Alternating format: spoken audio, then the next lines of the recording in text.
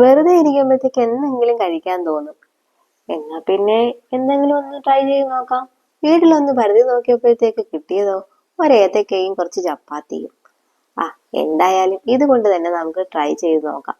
ആദ്യം കുറച്ച് നെയ്യ് ഒഴിച്ച് കുറച്ച് ഏത്തക്ക എടുത്ത് നമ്മളിങ്ങനെ കുനാന്നരിഞ്ഞ് അത് നെയ്യിലിങ്ങനെ വഴറ്റിയെടുത്ത് അതിലേക്ക് തേങ്ങ ചിരവിയത് ചേർത്തു. പിന്നെ നമ്മുടെ ചപ്പാത്തിയും ചേർത്തു. അങ്ങനെ എല്ലാം കൂടെ മിക്സ് ചെയ്ത് നന്നായിട്ട്. ഇത് മിക്സ് ചെയ്തിട്ട് ഇനി വേണ്ടത് ഒരൈറ്റം കൂടി, കുറച്ച് മധുരത്തിന് ആവശ്യമായ എന്തെങ്കിലും ഒരു ഐറ്റം ചേർത്താൽ മതി. മധുരം വേണമെങ്കിൽ മാത്രം ചേർക്കാം, അല്ലെങ്കിൽ അത് സ്കിപ്പ് ചെയ്യാവുന്നതാണ്. ഞാനൊരു ശർക്കരപ്പാനിയാണ് അത് ഒഴിച്ചത്. അങ്ങനെ നമ്മുടെ വിഭവം ഇവിടെ തയ്യാറായിട്ടുണ്ട്.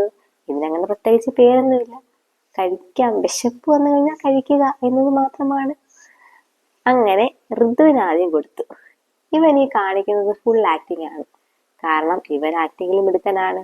അത്ര ടേസ്റ്റ് ഒന്നുമില്ല. കുറച്ച് കഴിഞ്ഞിട്ട് അവൻ എൻ്റെ അടുത്ത് വന്ന് പറഞ്ഞു, അമ്മ അത് അത്ര പോരായിരുന്നു. ചപ്പാത്തി കുറച്ച് ഹാർഡായി പോയി, ബാക്കിയെല്ലാം ഓക്കെ ആയിരുന്നു.